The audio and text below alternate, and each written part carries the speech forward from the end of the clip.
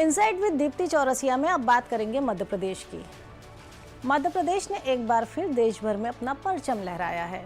जी हां, दिल्ली के सुषमा स्वराज भवन में आयोजित उद्योग समागम में मुख्यमंत्री डॉक्टर मोहन यादव ने केंद्रीय वाणिज्य और उद्योग मंत्री पीयूष गोयल से एक बेहद खास सम्मान प्राप्त किया। BRAP 2024 मतलब कि बिजनेस रिफॉर्म एक्शन प्लान के तहत मध्य प्रदेश को 4 प्रमुख क्षेत्रों में टॉप अचीवर स्टेट का खिताब मिला है।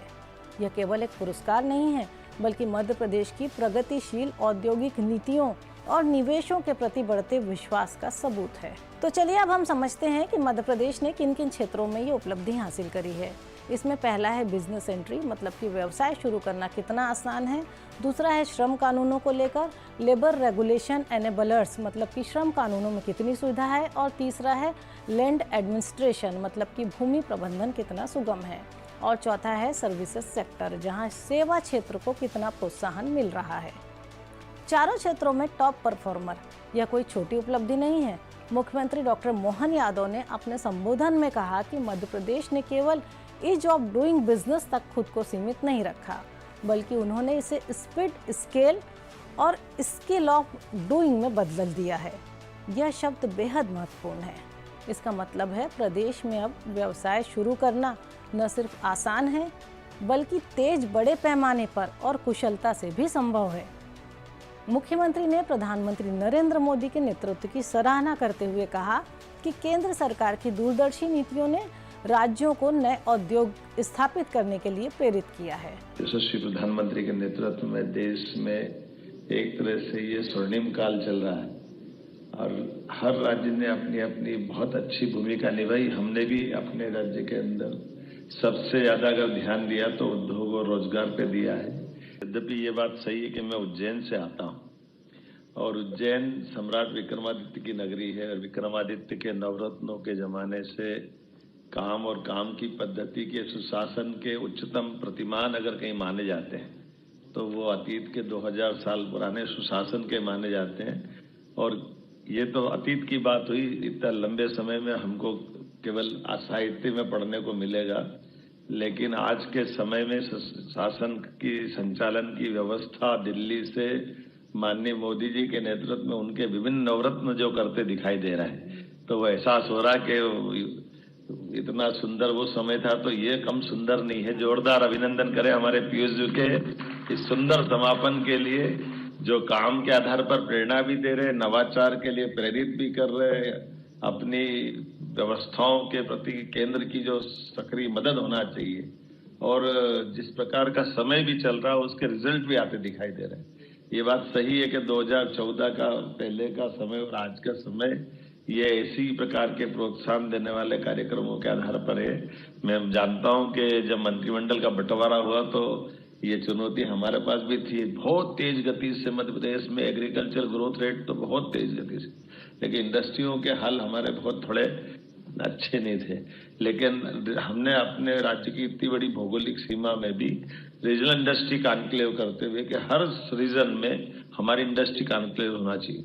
अब अंदाज लगा सकते इस बात का कि भोपाल 1956 में बना राजधानी, लेकिन GIS हमारी सरकार बनने के बाद पहली बार हुई।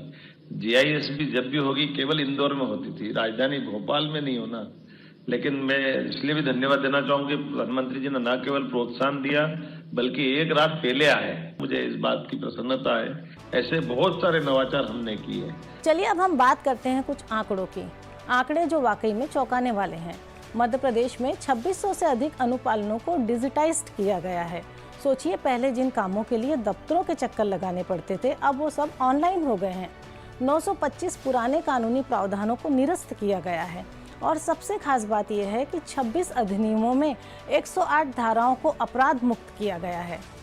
इसका मतलब है कि अब छोटी मोटी गलतियों के लिए व्यवसायियों को अपराधी नहीं माना जाएगा। यह व्यवसाय के प्रति सरकार के सकारात्मक रवैये को दिखाता है। MP ई सेवा पोर्टल की बात करें तो यह एक क्रांतिकारी पहल है। 56 विभागों की 1700 से अधिक सेवाएं एक ही मंच पर उपलब्ध हैं। कल्पना कीजिए कि एक निवेशक को अलग अलग विभागों में अब जाने की जरूरत नहीं है। एक क्लिक पर सब कुछ मिलेगा। यही है डिजिटल इंडिया का असली चेहरा। इन्वेस्ट एमपी पोर्टल और सिंगल विंडो सिस्टम में निवेश प्रक्रिया को और भी सरल बना दिया है। सभी अनुमतियां, सभी मंजूरियां एक ही प्लेटफॉर्म पर अब मिलेंगी। संपदा 2.0 का नाम तो आपने सुना ही होगा। यह भारत की पहली फेसलेस डिजिटल संपत्ति पंजीकरण प्रणाली है और इसे राष्ट्रीय ई गवर्नेंस गोल्ड अवार्ड 2025 से भी सम्मानित किया गया है। फेसलेस का मतलब होता है कि कोई आमने सामने की मुलाकात नहीं, मतलब कोई भ्रष्टाचार की गुंजाइश नहीं और पूरी पारदर्शिता। Cyber tehsil, labour case management system, RCMS ये सभी डिजिटल इनोवेशन गवर्नेंस को पेपरलेस, फेसलेस और टाइम बाउंड बना रहे हैं। जन विश्वास बिल 2024 के तहत 5 विभागों के 8 अधिनियमों की 64 धाराओं में संशोधन किया गया है और इन सभी का उद्देश्य एक ही था, प्रक्रियाओं को सरल बनाना और व्यवसायियों पर से अनावश्यक बोझ हटाना। यह सोच बदलाव को दर्शाता है, दंडात्मक दृष्टिकोण से सुविधा आधारित दृष्टिकोण की ओर ले जाता है। श्रम सुधारों की बात करें तो मध्य प्रदेश ने गेम चेंजिंग फैसले लिए हैं। महिलाओं को अब सभी क्षेत्रों में रात की शिफ्ट में काम करने की अनुमति है। यह महिला सशक्तिकरण की दिशा में एक बड़ा कदम है। काम के घंटों और ओवर टाइम प्रावधानों को युक्ति संगत बनाकर उत्पादकता बढ़ाई गई है। भूमि प्रबंधन में डिजिटल रिकॉर्डिंग, GIS मैपिंग और तेज मंजूरी प्रणाली ने निवेश को और भी आसान बना दिया है। MSME मंत्री चैतन्य कुमार कश्यप ने बताया कि 2025 को उद्योग और रोजगार वर्ष के रूप में मनाया जा रहा है। हाल ही में भोपाल में आयोजित ग्लोबल इन्वेस्टर समिट में प्रधानमंत्री मोदी की उपस्थिति में 18 नई उद्योग नीतियों का विमोचन हुआ। ये नीतियाँ नवीकरणीय ऊर्जा, लॉजिस्टिक, इलेक्ट्रिक मोबिलिटी, टेक्सटाइल और इलेक्ट्रॉनिक्स जैसे क्षेत्रों पर केंद्रित है। धार में देश के सबसे बड़े PM मित्र टेक्सटाइल पार्क का शिलान्यास भी हुआ। यह सब निवेश के नए अवसरों का संकेत है। केंद्रीय मंत्री पीयूष गोयल ने BRAP 2026 गाइडबुक का विमोचन करते हुए इसे गुड गवर्नेंस और ट्रस्ट बेस्ड पॉलिसी मेकिंग का जीवंत दस्तावेज बताया। उन्होंने कहा कि राज्यों के नवाचार का यह साझा मंच भारत को विकसित भारत 2047 के लक्ष्य तक पहुंचाने में तेजी प्रदान करेगा।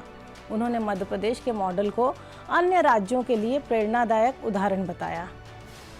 मध्य प्रदेश को लगातार दूसरे वर्ष ease of doing business ranking में शीर्ष स्थान मिला है। आज मध्य प्रदेश केवल भारत का हृदय नहीं रहा, अब यह इंडस्ट्रियल ग्रोथ का धड़कता दिल बन चुका है। तेजी से विकसित हो रहे IT park, textile corridor, food processing hub और नवीकरणीय ऊर्जा प्रोजेक्ट्स ये सब परिवर्तन की गवाही दे रहे हैं। रीजनल इंडस्ट्री कॉन्क्लेव से स्थानीय उद्यमिता को नई ऊर्जा मिली है। MSME क्षेत्र तेजी से विस्तार कर रहा है। मुख्यमंत्री डॉक्टर मोहन यादव ने साफ शब्दों में कहा है कि मध्य प्रदेश का लक्ष्य केवल उद्योग बढ़ाना नहीं, बल्कि युवाओं को रोजगार देना, नवाचार को प्रोत्साहन देना और निवेशकों के लिए एक विश्वसनीय गंतव्य बनना है। यह दृष्टिकोण समग्र विकास का है, जहां उद्योग बढ़े, रोजगार बढ़े और प्रदेश समृद्ध हो। BRAP 2024 में टॉप अचीवर का सम्मान मध्य प्रदेश की उस दूरदर्शी नीतिगत सोच की पहचान है जिसने उद्योग, निवेश और रोजगार को विकास का केंद्र बनाया है। ये गुड गवर्नेंस और विश्वास आधारित विकास की वह मिसाल है जो पूरे देश के लिए प्रेरणा है। मध्य प्रदेश अब ईज ऑफ डूइंग बिजनेस के साथ साथ ईज ऑफ लिविंग में भी सुधार की दिशा में तेजी से आगे बढ़ रहा है। यह परिवर्तन डॉक्टर मोहन यादव के नेतृत्व और उनकी टीम की मेहनत का नतीजा है।